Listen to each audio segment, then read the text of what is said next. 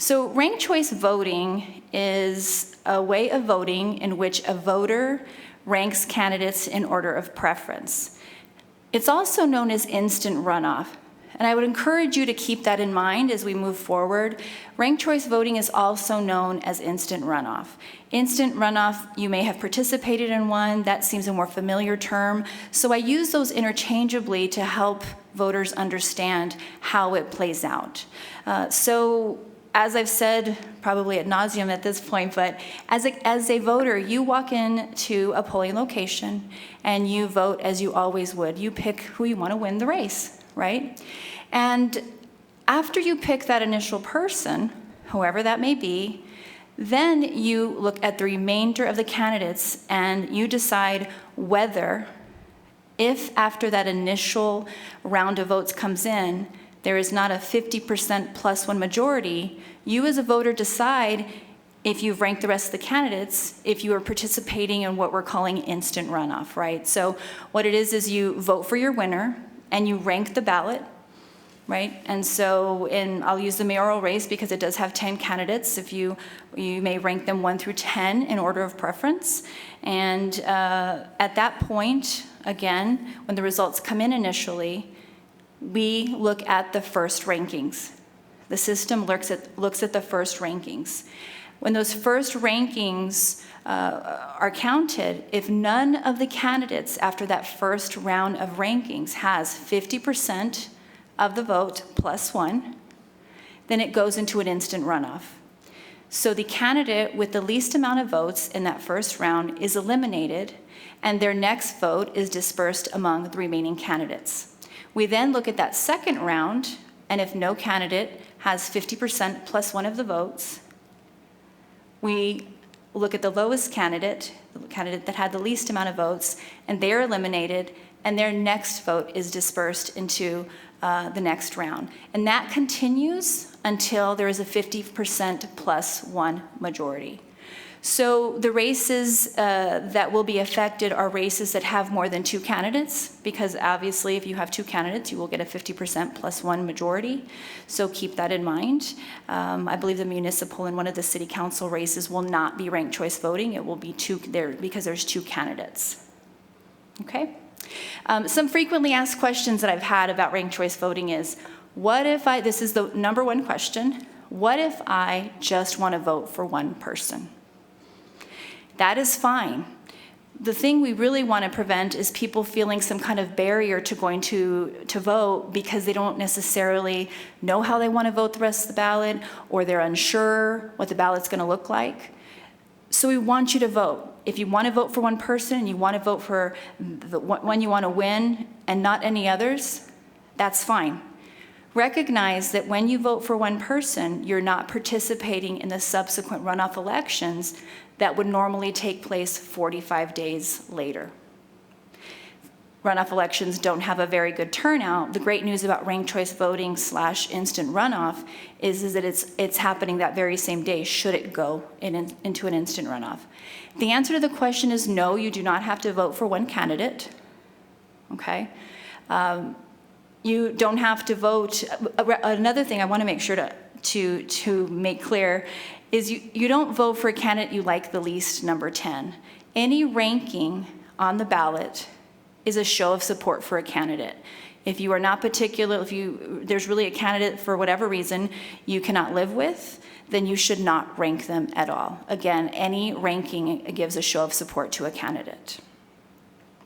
Another thing that seems to come up is, what if I vote for a particular person, 5 number ones, That would just be counted as one time, and it'll be just the same as if you voted for one. You cannot vote for one person multiple times. If you vote number 1, number 3, number 5, number 7, number 9, and you skip the evens for whatever reason, it'll move those up into 1 through 5, right? If you overvote, right, so if you vote all candidates number 1, then that is not red. That will give you an error as well. And overvoting happens in every election, so it will be considered an overvote. Those are some of the questions I've had, including what are the benefits of ranked choice voting, right? And so you're welcome to read about ranked choice voting, but some of the benefits are obviously the cost savings to the municipality. So we estimate that the city of Las Cruces will save approximately $80,000 to $100,000 by not having a subsequent runoff election, because it will be happening the same day as the election. And as the Doña Ana County Clerk's Office is now running the City of Las Cruces election, there's also that cost savings that's built in as well. We are going to do a demonstration of what it's like, what the ballot looks like, what it's like if you actually miss a ranking, what the error tells you on the machine, etc. So with that, I'm going to introduce my Chief Deputy, Lindsay Bachman. She is going to be the live and living person who's going to go ahead and fill out the ballot. And I'll go ahead and narrate it as well as I can. I also wanted to point out that if you are interested at home, you can look at your sample ballot through nmvote.org. All you have to do is go to nmvote.org, enter some personal identifying information, and you'll be able to pull up a sample ballot that's specific to you. So for those watching at home, I'm about to walk through a ballot live on TV, but you can do it from the comfort of your own home on your sample ballot through nmvote.org.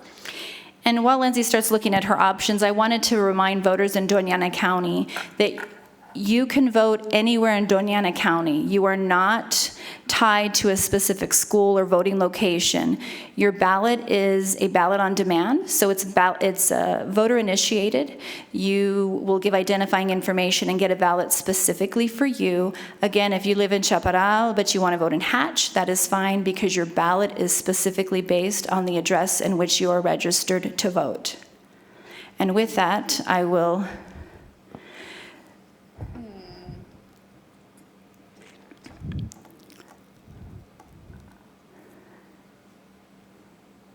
So it looks like Lindsay's first choice is the tamale or tamal.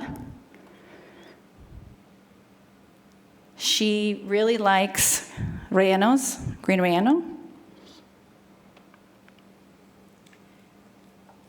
She likes burritos. Burritos are good for her.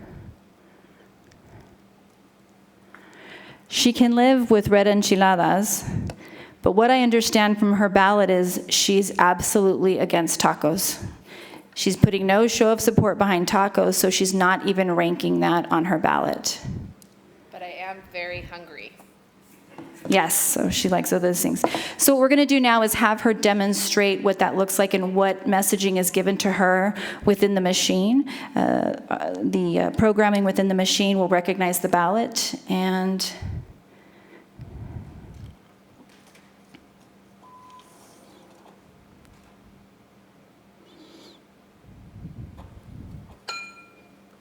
so what it's telling me is, I call that the sound of democracy, that little ding. And so the ballot read her 1 through 4, accepted it. Again, if she had ranked 1, 2, it would have accepted it with that ding. If she had ranked 1, 2, 3, it would have accepted that. The prompt that it gives is different when there are other things like a skipped ranking. So you can see what a skipped ranking looks like. And this particular ballot, they skipped number 1. They skipped burrito, and we don't know if they didn't like burrito or maybe they just didn't. We don't know what the voter wants, but let's go ahead and see what the machine tells us about the rankings. And it does feel a little funny to be ranking food, but. So to be clear, this ballot would be accepted if cast. So let me go back. If you notice in this chart, what would happen is that the tabulator would notify the voter, and I will show this in a second, that they skipped a ranking. Should the voter choose to cast the ballot anyway, even with the error, it would start with the first eligible vote for that round. So let me show you what it does on the tabulator.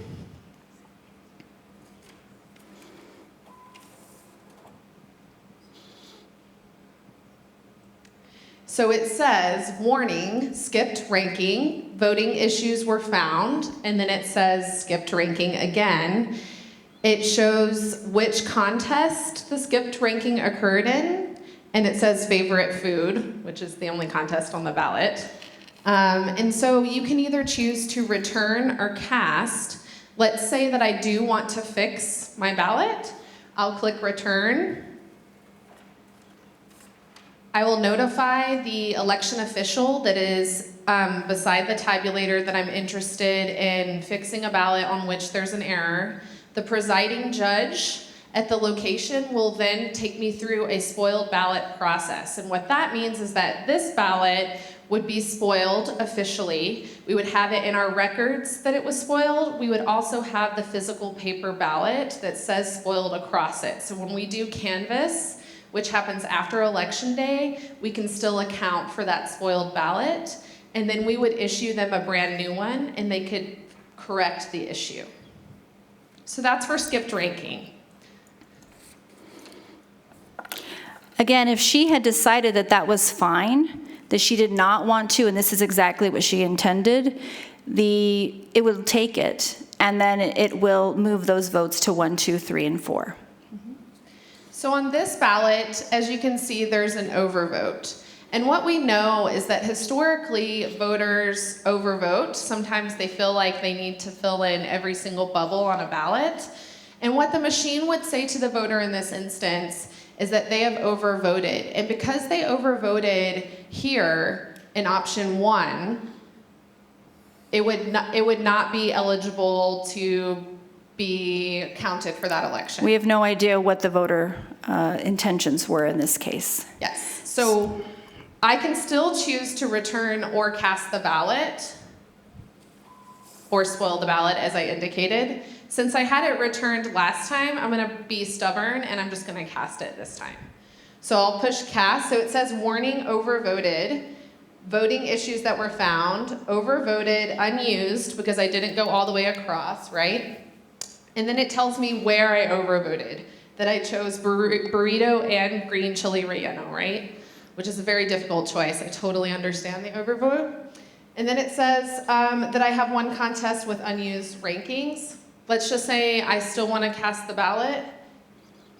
I click cast. It'll ask you to affirm that choice, right? So you can't accidentally get through. You have to affirm it twice, that you still want to cast it even though there's an error.